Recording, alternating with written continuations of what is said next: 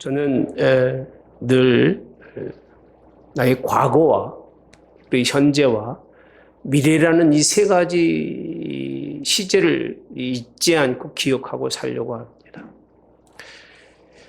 그리고 성경에서 하나님의 말씀에서 과거의 이스라엘 민족이 어떤 삶을 살았는가, 그리고 그 삶이 어떤 결과를 낳았는가도 유심히 봅니다. 그냥 쉽게 지나가는 법이 없습니다.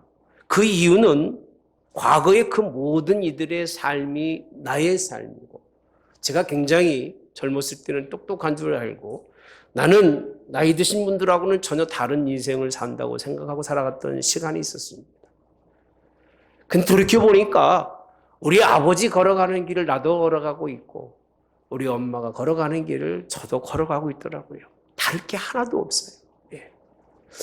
굉장히 지혜로운 줄 알고 똑똑한 줄 알고 있었지만 신학의 기초가 벌써 수백 년 전부터 하나님의 말씀을 연구하던 그런 분들의 그 바탕 속에 놓여진 것을 깨닫고 난 다음부터는 나란 존재가 아무것도 아니구나. 우리 어르신들이 쌓아놓은 그런 길이 없이는 내가 걸어갈 길이 없었을 것이고, 그들이 세워놓은 바탕 위에 내가 무언가 꺼적꺼적 이러는 것뿐이지, 그분들의 그 소중함과 귀함을 제가 깨닫게 되었기 때문에 과거의 사건들을 쉽게 생각하거나 그렇게 생각하지 않고 오히려 그 사건들을 바라보면서 나를 바라보게 되고 오늘 우리가 걸어갈 미래를 제가 조명하게 되기 때문에 전 선교할 때마다 과거의 일들을 오늘날의 우리의 일처럼 얘기하고 그들의 실패가 우리의 실패로 이어지지 않도록 복음을 전하는 것이 본문에 있는 말씀입니다. 먼저 오늘 이 많은 현대인들을 봅니다. 과학과 그리고 문화, 학문, 모든 경제가 진보로 많은 사람들이 혜택을 입고 산다고 자부합니다. 나는 굉장히 혜택받은 사람이라고 자부하고 살아갑니다. 특히 과거의 사람들보다도 편안하게 살고 그리고 풍요로운 삶 속에 살면서 생각하는 것이 뭐냐? 우리는 과거와 다른 인생을 산다고 한다는 겁니다. 정말 여러분들을 얼마나 풍요롭게 살고 여러분들 얼마나 행복하게 인생을 살아갑니까? 제가 묻고 싶습니다. 얼마나 많은 혜택을 보고 살아서 여러분들이 가진 것 때문에 기뻐하고 여러분들이 누린 것 때문에 즐겁고 행복한 인생을 사느냐고 저는 묻습니다. 아마도 여기에 자신 있게 말할 수 있는 사람은 아무도 없을 겁니다. 잘 살면 살게 될수록 삶 속에 다가오는 불편함이 있습니다. 뭔가 번영을 누리면 누릴수록 진보와 변형에 숨겨진 오류를 발견할수록 우리는 스스로가 생각할 겁니다. 인생이 무엇이냐라고 묻을 겁니다. 사랑하는 성도 여러분들, 오늘날 이런 삶을 바라보며 저는 이렇게 생각합니다. 잘 사는 것이 아니라 풍요로움 속에 불안은 더욱더 커져가고 있다는 겁니다. 너무나 이상한 이야기 아닙니까? 풍요로우면 오히려 그 삶이 더 평안해야 되는데 불안은 더욱더 가중해 가고 있다는 겁니다. 불안의 심각한 그런 삶들을 살아가면서 자신의 삶의 모든 부분이 깨어져서 잠을 설치는 사람들이 한두 분이 아닙니다. 불면증에 시달리고 몸은 신경쇠약으로 몰려져 가고 있으며 정신과 몸의 부작용 속에서 부조화를 일으키고 있는 것이 오늘날의 모습입니다. 저는 이해할 수가 없어요. 왜 이렇게 인생이 변함에도 불구하고 사람들은 지속적으로 하는 말이 무엇이냐면 변화되기 원하고 삶에 뭔가 진보하기 원한다는 겁니다. 가면 갈수록 거기에서 커지는 괴리는 생각하지 아니하고 그 이유가 어디서 오는지를 전혀 돌아보질 않아요. 오히려 그렇게 말합니다. 우리가 이렇게 되는 것은 더 잘 못 살아서. 그렇죠? 이렇게 되는 내가 큰 정신적 압박을 받아가면서 살아가는 이유는 내 삶에 다른 사람들보다 부족한 것 때문이라고 생각하며 오히려 자기를 더 큰 그런 불안과 고통 속에 넣어놓고 살아가는 사람들이 한둘이 아니라는 겁니다. 그 원인에 대해서 뭔가 알아보려고 하는 사람들이 없어요. 왜 내 인생의 삶이 이렇게 될 수밖에 없었는가에 대해서 고민하며 알아보려고 하질 않아요. 그냥 자연히 오는 일이라고 생각하니까. 대한민국의 3분의 1이 신경적인 약을 먹고 있다고 합니다. 그리고 반 이상이 한두 번의 그런 경험은 가지고 있다고 그렇게 말할 정도로 사람의 마음속에 치명적 상처를 주고 있는 불안과 절망이 옴에도 불구하고 그것이 어디서 왜 오는지를 모르고 살아가고 있는 것이 오늘날의 현실인데 교회도 그런 말을 안 해요. 참 신기하죠. 왜 하나님의 교회에서 그런 말을 안 해주는지 모르겠어요. 다 잘 살고 있다는 거예요. 다 행복하다는 거예요. 집에 가서 인생을 살아가는 것 보면 행복한 사람이 별로 없어요. 부부 간에도 그렇고 부부 자식 간에도 그렇고 물질 문제도 그렇고 다 부딪혀서 뭔가 그 마음속에서는 불만과 불평이 한없이 터져나옴에도 불구하고 교회만 오면 얼굴을 싹 가리고 전혀 그렇지 않은 것처럼 드러내고 있는데 그 속 사람은 그렇지 않다는 겁니다. 여러분 그 이유가 무엇인 줄 아십니까? 그 첫째는 하나님과의 단절입니다. 인생은 하나님을 잃어버린 순간부터는 고통이 찾아오게 되어 있는 것이 말씀입니다. 할렐루야. 하나님을 잃어버린 그 순간부터 찾아오는 것은 인생은 어디로 가야 할지 방향을 모르기 때문에 자기 삶에 대해서 굉장한 불안함을 느낄 수밖에 없는 거예요. 자꾸 모든 시각을 유물론적인 물질적으로 바라보아서 그렇지 우리는 물질로만 이루어진 사람이 아니에요. 사람이 물질로 이루어졌다면 사람은 짐승과 똑같은 거예요. 그래서 개나 사람이나 똑같은 것이고 소나 사람이나 똑같은 거예요. 우리는 소와 개와는 달라요. 뭐가 다르냐? 우리에겐 하나님의 름이라고 하는 그의 호흡이 있습니다. 그의 영이 우리 안에 있기 때문에 할렐루야. 우리는 그로 더불어 살아갈 수밖에 없는 것이 우리의 삶임에도 불구하고 여전히 우리는 이 땅에 눈에 보이는 것으로 인생을 살려고 몸부림치는 거예요. 그걸 통해서 내가 내 삶이 변화가 되고 내 삶이 뭔가 달라질 거라고 하는 그런 막연한 기대감. 결코 여러분 그런 기대감에 여러분 쏙지 마시기 바랍니다. 그런 기대감이 커질수록 우린 신앙의 그런 문제와 괴리가 생겨서 그것이 더 여러분을 상처가 되게 하고 여러분에게 아픔이 되게 한다는 것입니다. 여러분, 저는 오늘 본문의 말씀을 보면서 어디 이 같은 사람이 없을까? 이런 생각을 해보았습니다. 이 같은 그런 마음과 이 같은 삶을 살려고 하는 사람이 어디 없을까? 나 역시도 그런 사람이 되지 못한 것을 말씀을 보면서 얼마나 오늘 힘들은지 모릅니다. 모든 사람들이 하나님을 잃어버린 시대에 영원히 주를 찾기에 갈급함 같이 하나님을 갈망하면서 그 앞에 어떻게 하면 나가고 어떻게 하면 그만 바라보고 인생을 살 수 있을까라고 깊이 그곳에 빠져 인생을 살아가는 사람이 이 땅에 얼마나 있을까? 여러분 스스로에게 물어보시기 바랍니다. 사모하면서 눈물로 양식을 삼아 눈물을 먹고 사는 사연을 기록해주고 있는 것이 오늘 본문에 있는 말씀입니다. 저는 이것이 신앙이라고 생각합니다.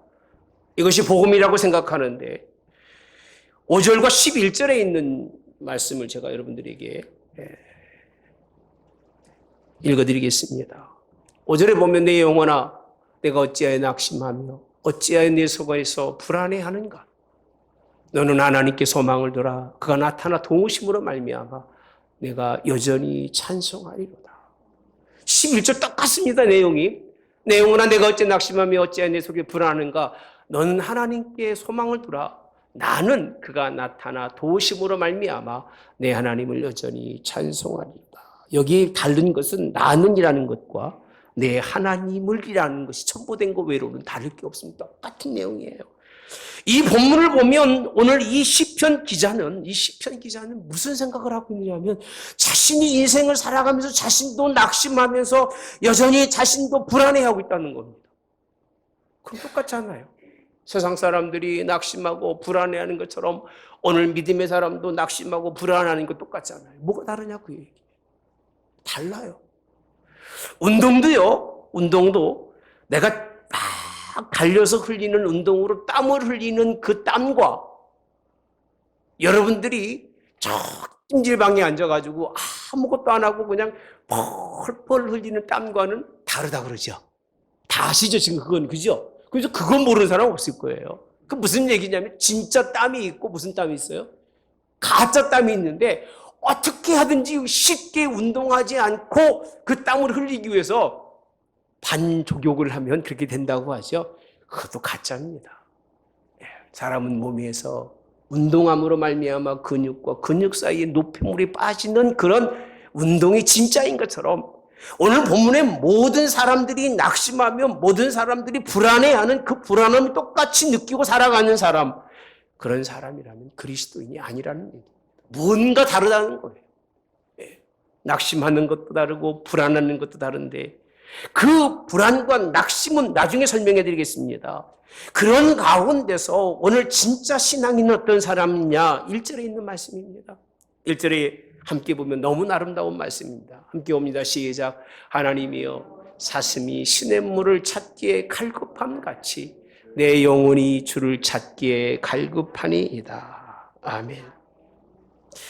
제 대학교 1학년 때 채플 예배를 드릴 때 사회를 보게 됐습니다. 이 말씀을 잊어버릴 수가 없어요. 사회 보는데 묵상의 말씀으로 이 말씀을 제가 선택해서 그때 묵상의 말씀을 같이 나눈 적이 있습니다. 그때 얼마나 나름대로는 이 말씀이 내 머릿속에 깊이 박혔는지 81년도니까 꽤 오랜 시간이 지났죠. 긴 세월 전에 느꼈던 그 말씀, 그러면서 내 스스로 하는 말이 내가 하나님을 찾고 하나님이 찾기에 얼마나 갈급한가. 그 스스로 그것을 묵상의 기도에 제가 함께 나눈 적이 있습니다. 하나님은 오늘 많은 사람들을 바라보면서 하시는 말씀 가운데 가장 중요한 것은 과연 우리가 낭만하며 낙심하며 불안한 가운데 신앙은 하나님을 갈급한 마음으로 찾을 수 있느냐는 거예요. 그런 여러분 되시기를 주님의 이름으로 원합니다. 사슴이 시냇물 찾기에 갈급한 같이. 육체가 아닙니다. 성경은 육에 관한 말씀은 아주 작아요.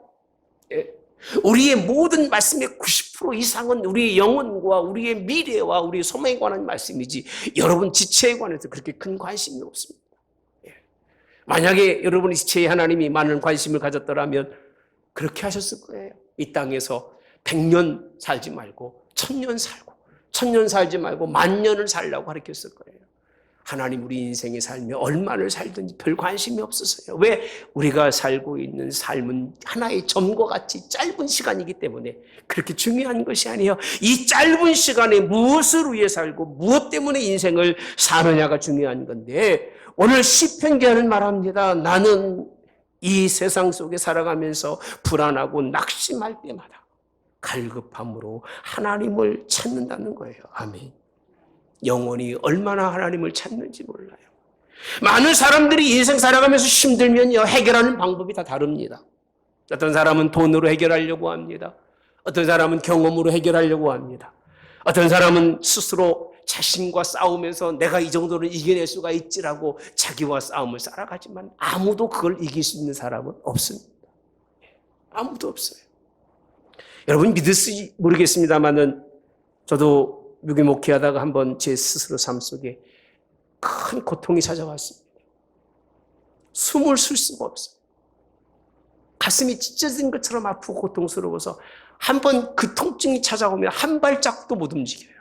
그게 가라앉을 때까지 한 30초 이상, 길게는 한 1, 2분 동안은 거의 죽음 상태입니다. 심장에 큰 문제가 있고 제 모든 육신에 문제가 있는 줄 알고 급히 이제 미국에서 한국에 돌아올 때입니다. 비행기 타는 게 얼마나 무서운지 모릅니다. 두려워요. 정말 두려웠습니다. 살기 위해서 어떻게 하냐 할 수가 없어 성경책을 들고 시간 앉는 순간부터 내리는 순간까지 성경을 놓지 않고 읽었어요. 이유는 딱 한 가지예요. 살기 위해서. 그 내 마음속에 뭔가 평안이 찾아오고 내린 후에 이제 병원에 가봤더니 제 가지고 있는 신경세포 중에서 6개가 있는데 2가닥이 끊어졌다고 그렇게 말하더라고요. 어쨌든 간에 빈센트 병원까지 가서 심장을 검사했는데 자기가 검사한 사람 중에 나같이 깨끗하고 그런 혈관은 본 적이 없다고 얘기를 해요. 이유가 뭘까? 간간히 보니까 엘리베이터에 그렇게 돼 있더라고요. 병원에 아픈 증상을 쭉 보이는데 공황장애 해가지고 1번, 2번, 3번, 4번, 5번 끝까지 다랑 똑같아요.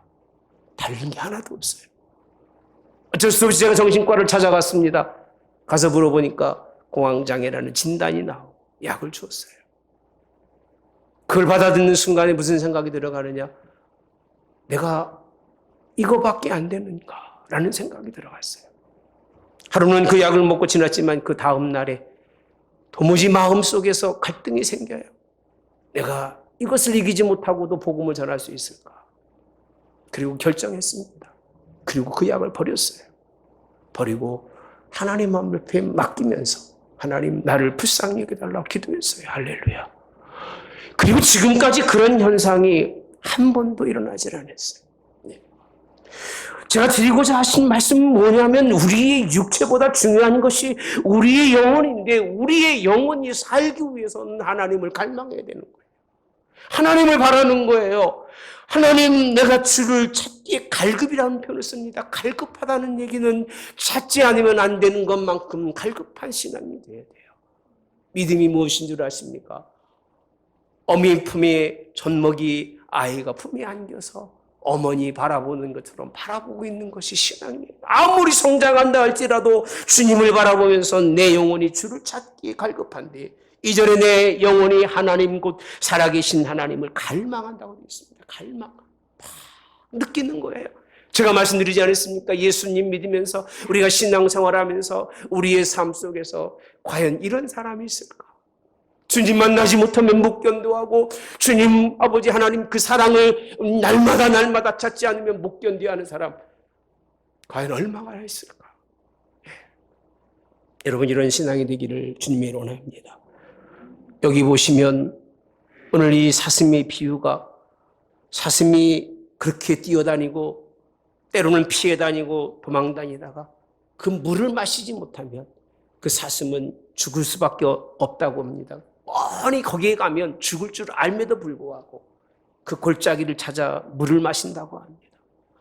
우린 사망이 엄침한 골짜기가 있다 할지라도 그 자리에 가서 주님 만나는 것이 사는 길이기에 그 모든 길의 위험과 어려움이 있어도 주님 사모하고 주님 만날 수 있기를 주님의 원합니다. 저는 시편 84편 1절에서부터 여러분들과 함께 제가 쭉 먼저 보겠습니다. 이 말씀이 오늘 본문의 말씀과 얼마나 일치하는지 몰라요. 만군의 여호와여 주의 장막이 어찌 그리 사랑스러운지요 내 영혼이 여호와의 궁정을 사모하여 새약하며라고 되어 있어요. 이런 사람이 또 어디 없을까? 얼마나 하나님을 사모하는지 영혼이 뭐 한다고 그랬어요? 사모하여 쇠약한다. 내 영혼이 쇠약하다는 거예요. 너무 하나님을 사모하다 보니까 자기 영혼이 쇠약해질 것까지. 내 마음과 육체가 살아계신 하나님께 뭐 한다고 그랬어요? 부르짖나이다. 나의 왕 나의 하나님 만군의 여호와여 주의 재단에서 참새도 제집을 얻고 제비도 새끼들 보금자리를 얻었나이다. 주의 집에 사는 자들은 복이 있나이다. 여러분 집에 가셔서요 42편과 84편을 비교해서 읽어보시면 똑같습니다. 패턴이 똑같고 내용이 똑같은데 앞에서는 사슴을 비교했다면 여기서는 뭐를 비교했느냐? 참새와 제비라는 거예요. 얼마나 사모하는지 뭐와 비교하면서 참새를 비교하고 참새는 아무것도 아닌 미물임에도 불구하고 하나님의 성전에 집 짓고 살아가는데 나는 궁정에 사는 것 같지만 내 마음은 여전히 내 육체는 여전히 빈공함 속에 살아가기 때문에 나는 하나님만 갈망하며 하나님만 찾고 하나님께 부르짖는 사람이 되겠다는 겁니다. 할렐루야. 자, 5절에 있는 말씀입니다. 죽기 힘을 얻고 그 마음에 시온에 데려가 있는 자는 복이 있나이다. 그들이 눈물 골짜기로 지날 때 그곳에 많은 샘이 있을 것이며 이른 비가 복을 채워주시나이다. 그들은 힘을 얻고 더 나아가 시온에서 하나님 앞에 각기 나타나리이다. 8절에 시작. 만군의 하나님 여호와여 내 기도를 들으소서. 야곱의 하나님이여 귀를 기울이소서. 우리의 방패이신 하나님이여 주께서 기름 부으신 자의 얼굴을 살펴보옵소서. 주의 궁전에서의 한 날이 다른 곳에서의 첫날보다 나은즉 악인의 장막에 사는 것보다 내 하나님의 성전의 문지기로 있는 것이 좋사오니. 할렐루야. 이게 갈급한 사람의 삶이에요. 그러니까 하나님의 집에 어떻게 하든지 하나님 만나기 위해서 하나님과 더불어 인생을 살기 위해서 갈급한 심정을 오늘 시편 기자는 오늘 하나님의 성전에서 모든 성도들이 따라 노래 부르게 한 이 말씀입니다. 84편은 마찬가지입니다. 고라자 사연의 시로서 오늘 하나님의 말씀이 이 시편이 봉독되도록 그렇게 기록이 되어 있습니다. 여러분, 이들에게 있어서 종교적 의식은 아무것도 아닙니다. 신앙생활하다 하나님 앞에 내가 주일 성수하고 왔습니다. 안 한 사람보다 낫겠죠, 그죠? 그럴까 안 그럴까요? 그렇겠죠. 11조 생활도 하고 감사 생활도 하고요. 하나는 좀 수요일까지 나갔어요. 안 하는 사람보다는 낫겠죠, 그죠? 그러면 그렇다고 합시다. 네, 낫겠죠. 저 금요일 날도 기도하고요. 집에서 성경도 읽고요. 할 거 다 해요.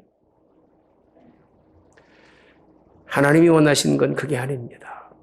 얼마나 갈급한 마음으로 하나님의 집에 오고 하나님의 집에 문이 열려지기를 기다렸는지를 바라보신 하나님이셔요.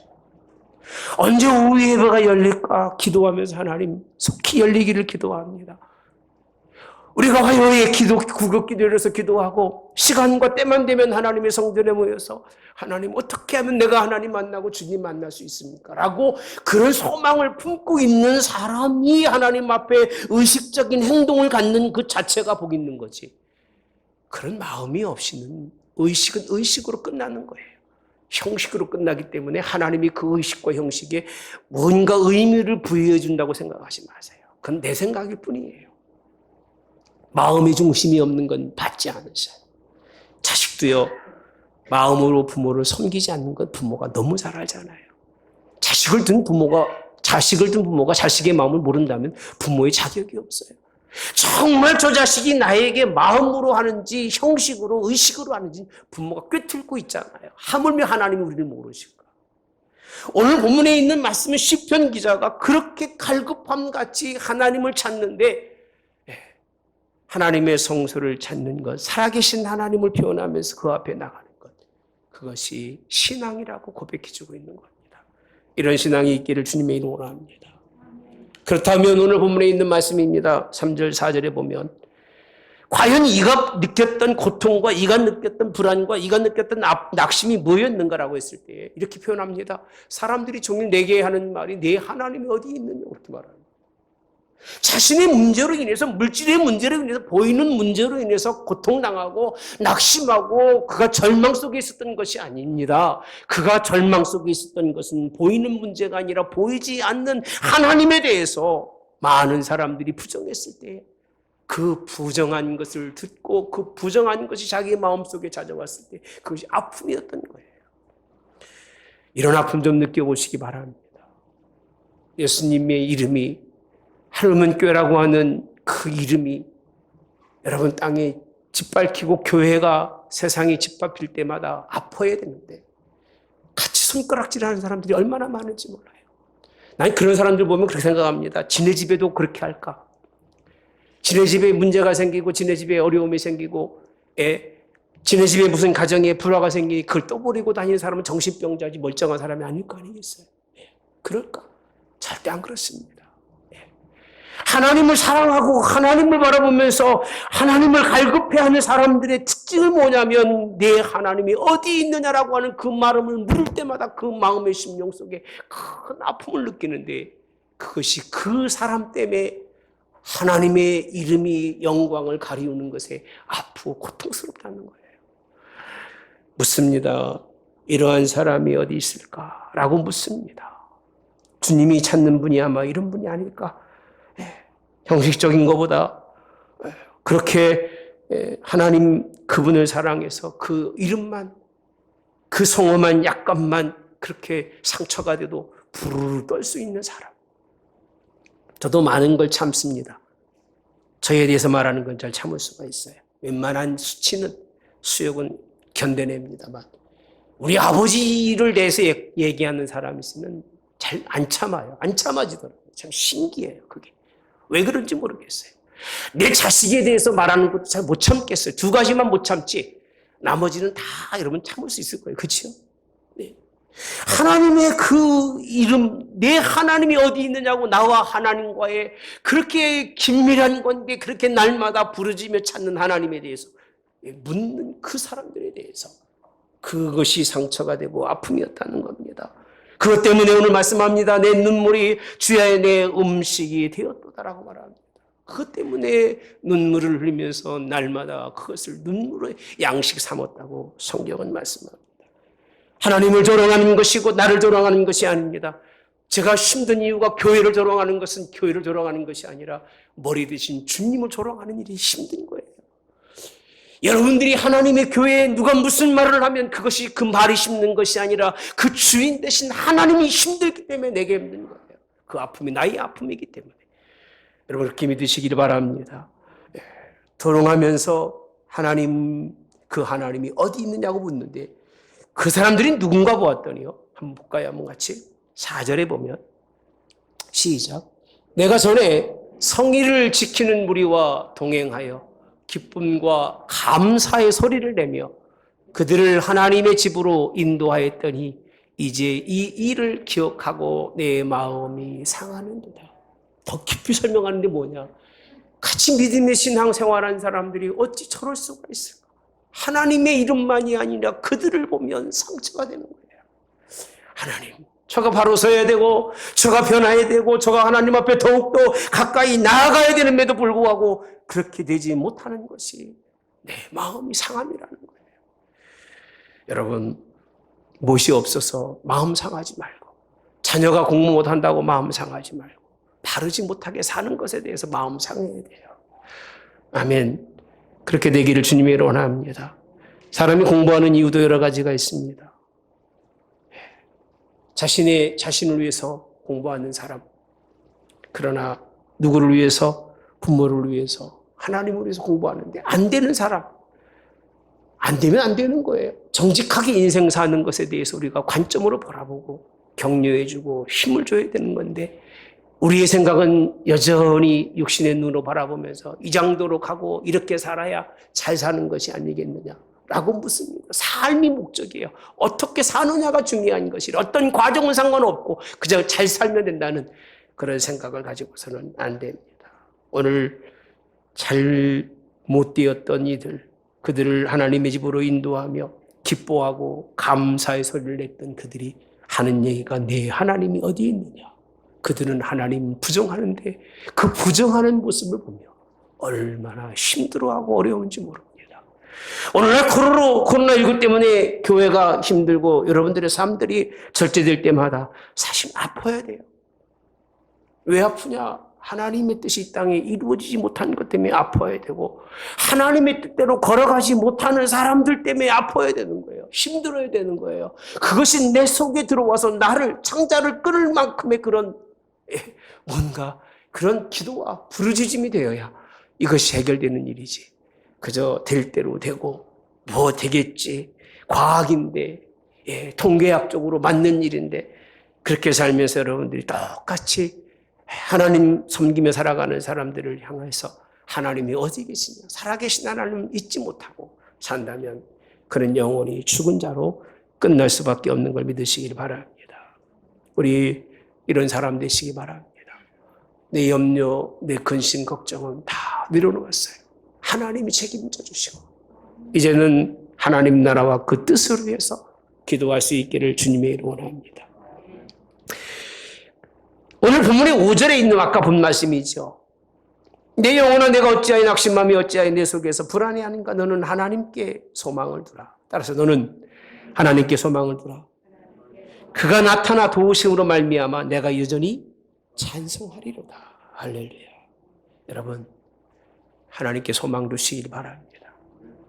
그리고 이제 그 모든 낙심함과 그 모든 불안함은 하나님께 맡겨두시고 찬양할 수 있기를 주님의 이름으로 원합니다.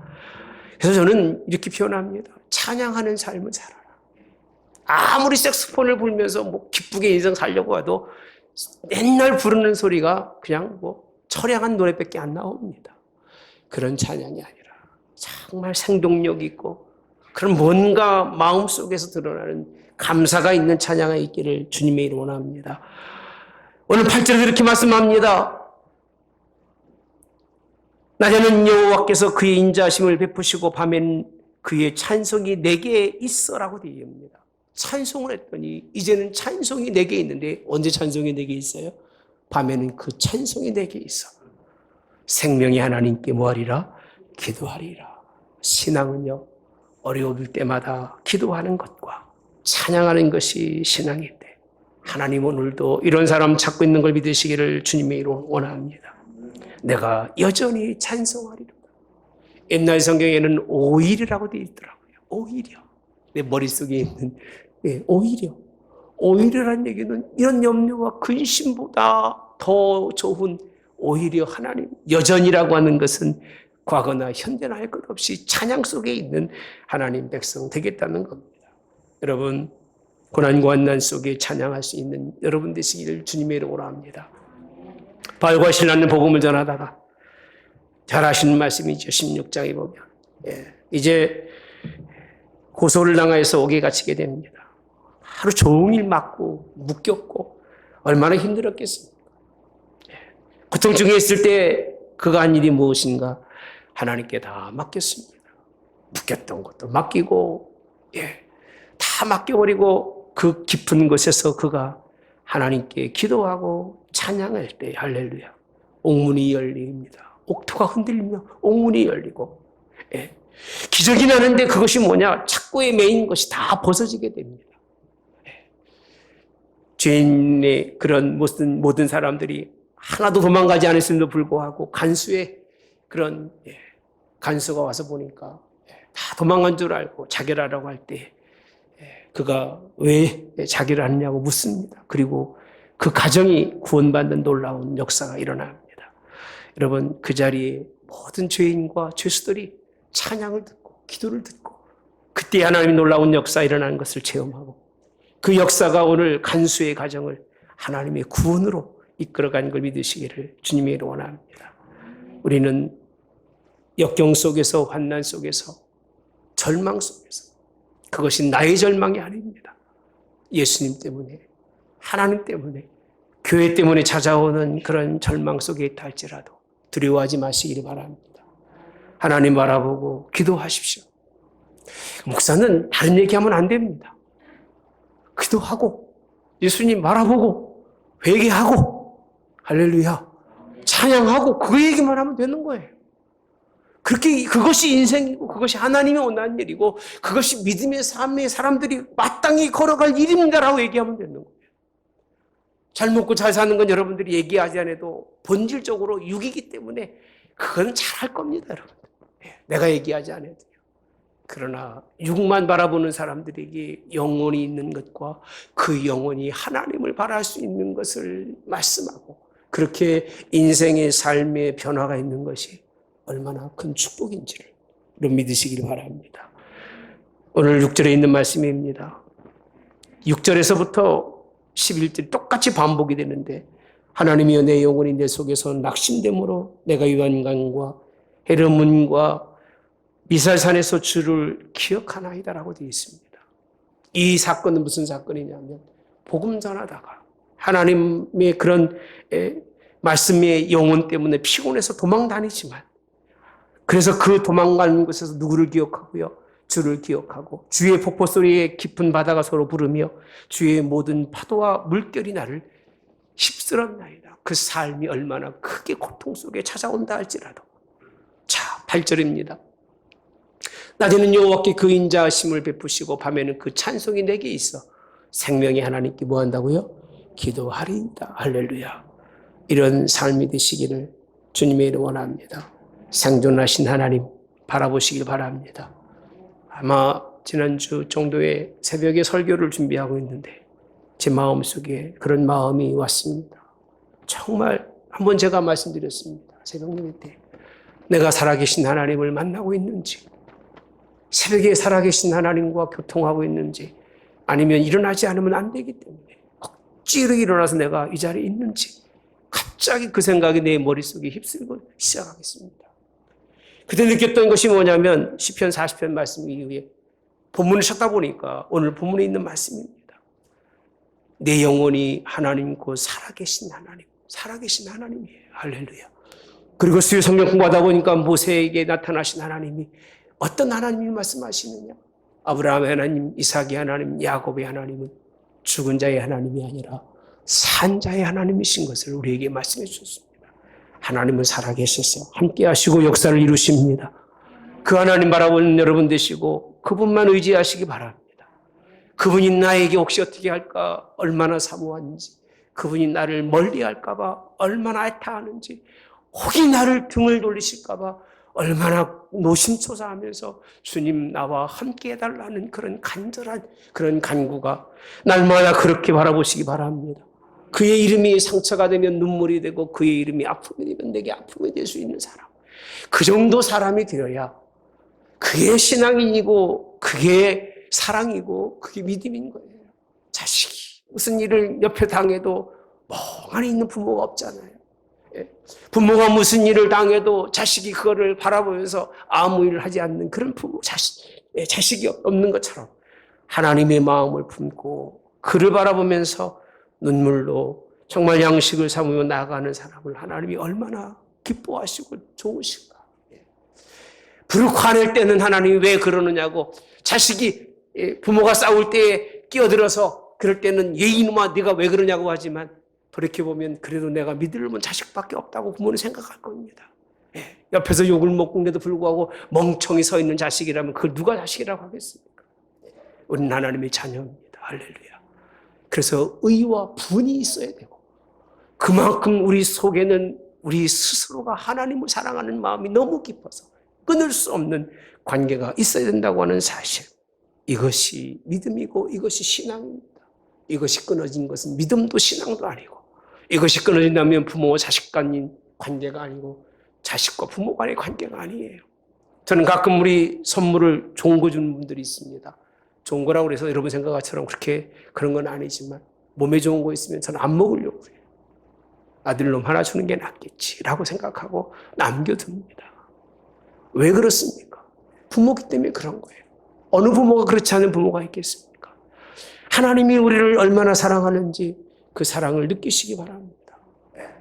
나를 사랑하신 하나님, 그 하나님을 믿으시고 그만 앞장 세우시고 찬양하며 기도하고 나갈 때 이 땅은 반드시 변화가 올 겁니다. 교회도 변화가 되고 삶도 변화가 될 겁니다. 육만 바라보고 살아가지 마시고 유물론적인 세계 속에서 물질이 최고라고 생각하지 마시고 여러분의 정신적 세계가 있어요. 이데아라고 하는 그 세계가 여러분에게 확고히 자리 잡히셔서 비록 육은 망하여도 영이 살고 육은 퇴보하나 영은 새로워질 수 있는 여러분 되시기를 주님의 이름으로 축복합니다.